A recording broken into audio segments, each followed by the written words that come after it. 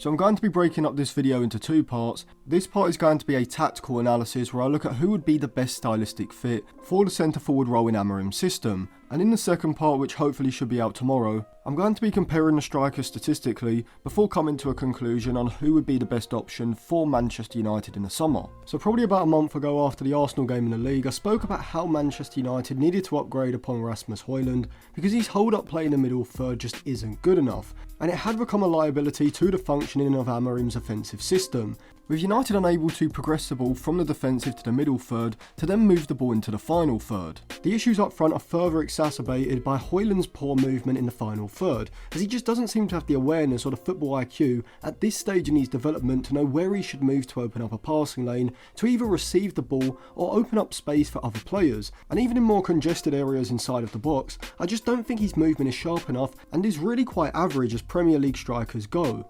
Xerxes from a system point of view is a far better option, being not just significantly better than Højlund at linking the play in the middle third, but probably one of the best forwards in the whole of Europe when it comes to this specific attribute. However, what Højlund lacks in hold-up play, Xerxes lacks in pace, decisiveness and all-round quality around the box. United need an elite level centre forward, but not just that, they need someone with the skill set that Amorim's system needs in possession, in the defensive, middle and final third. And the four standout candidates in my opinion are Viktor Gyokeres, Dusan Vlahovic, Victor Osimhen and Benjamin Sesko. So which of the four should Manchester United sign? Well, first of all, before analysing and comparing those four in terms of their ability, we should actually look at what Amorim's system actually needs from the centre forward from a stylistic point of view, rather than just simply suggesting that United sign the best individual striker. But before I come on to that, a quick reminder, I do have an in-game Instagram group chat where we have analysis and discussion throughout the Manchester United games, as well as Q&As at the start and at the end of each week. I'm also working on an ebook where I'm going to go through my own tactical theories, so if you are in the Instagram group chat when that is released, you will get it for free. If not, it will be slightly more expensive than the $5 a month you will pay to be in the Instagram group chat. So if you want to sign up, I'll leave my Patreon linked in all the usual places. So in the build-up phase, United need a centre forward who has the pace and physicality to be able to pin the opposition centre-backs back on the halfway line in order to stretch the space between the opposition's midfield and defensive lines, maximising the space for United to then play into when we work the ball out of the defensive third. But the centre forward also needs to be adept at linking play from direct passes from deep, which is a key weakness of Højlund's, but also Xerxes as well, whose link play is limited to passes to his feet, as opposed to those more direct target man-like passes. Amorim's primary strategy in the build-up phase is to be patient, look to circulate the ball across the back line, before then being intentional with playing through the centre of the press, via short and sharp passes, bounce between players to then allow United to get in behind the opposition's midfield line press. However, there needs to be variety in the strategy, and that comes with having an alternative way of beating the press that is just as effective. And whilst at Sporting, we saw Amorim use long direct passes from deep as a way of working the ball in behind the opposition's midfield line and progressing the ball out of the defensive third. And United could do this via two different avenues. Firstly, by having the striker spin into the space created in the channel via having the two players either side of him using their deeper positioning to drag the opposition's fullbacks high, which usually is going to be the two interior forwards, but in this example it would be Ahmad shifting infield from right wing back and Bruno Fernandes, the right-sided interior forward, dropping deeper into the middle third, with Mazraoui, the right-sided centre-back, pulling into a wider position, just because I think it suits their skill sets better. Now from here, United need a striker who can win the physical battle against the centre-back, bring the ball down under control and find a layoff to bring one of his teammates into play, but then also having the acceleration to be able to turn quickly and provide movement in behind. All four of Gyokeres, Osimhen, Sesko and Vlahovic can all do this, but I think Gyokeres and Osimhen can do this to a higher level than either Vlahovic or Sesko. Now Sesko is probably the best technically in terms of natural talent of the four, having a much cleaner technique than either Vlahovic or Osimhen, but unlike Osimhen and Gyokeres, he hasn't learned how to use his physicality optimally. Whilst Vlahovic can still be fairly clunky when actually bringing the ball down under control, and so from these situations, I think Gyokeres and Osimhen are the two best options. Now the second way that United can use a direct pass from deep to link the attack in the middle third is instead of having the centre forward retain a high position on the halfway line looking to pin the centre backs backwards, is to instead have them drop deep into the space in behind the opposition's midfield line, with that space being maximised by Ahmad and Cunha looking to spin their pressing players a lot earlier on in the move, not to receive possession but to drag the fullbacks out of that space for the centre forward to drop into and look to receive a lofted pass over the back line, wherefrom he can then look to lay off the ball either with his head, chest or feet, with one of the three central players on on the edge of the box, looking to spin the pressing player on their back and get goal side, and then looking to drive forward to receive the layoff from the forward, and then carrying the ball into the space. And once again, I think Gyokeres is the best in this situation.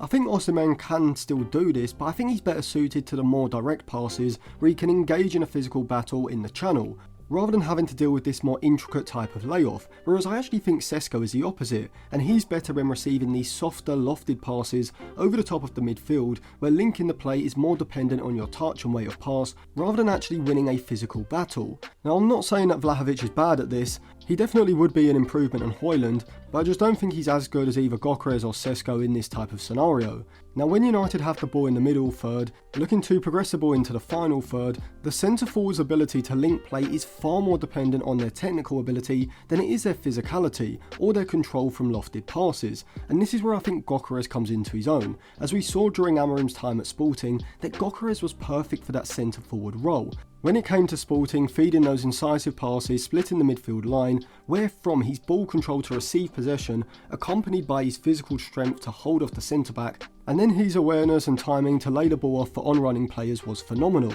Sesko is also pretty good in this regard, being technically excellent, especially for a striker of his age and his size. However, this really isn't Osimhen's game. He's much more of a traditional target man or an advanced forward, specialising in running into the channels and battling centre-backs in aerial duels, not having the same close ball control or technical ability as either Sesko or Gyokeres, and this is why for Amorim's system I really can't look past Gyokeres, and it's not just because he's already proven himself in Amorim's system at Sporting Lisbon, something that has nothing to do with the league he was playing in, but more down to his overall skill set and attributes. I don't think Sesko is as good as Gyokeres in this regard, but he definitely has the natural ability and skill set, and so in a few years' time, once he gains more experience, develops his awareness and understanding of how to use his physicality, as well as his overall football IQ, I think he can definitely be as good as Gyokeres. Osimhen does suit Amorim's system in certain phases of play, particularly during the build-up phase. I just think in terms of what the system needs, Gyokeres ticks more boxes. And this is probably where I would discard Vlahovic compared with the other three.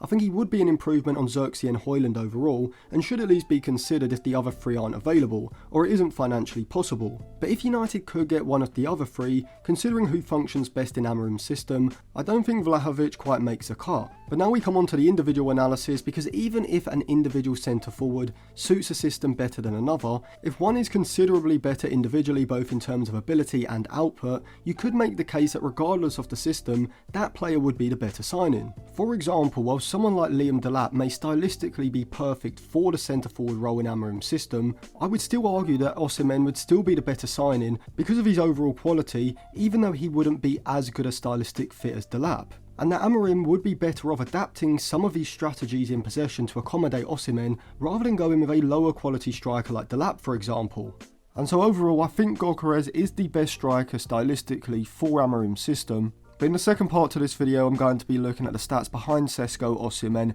and Gyokeres to see if my opinion changes once we break down those objective metrics. So make sure you subscribe to the channel and click the bell for that. And if you do want to sign up to my in-game Instagram group chat and get the ebook for free at the end of the month, I'll leave my Patreon on the end screen now.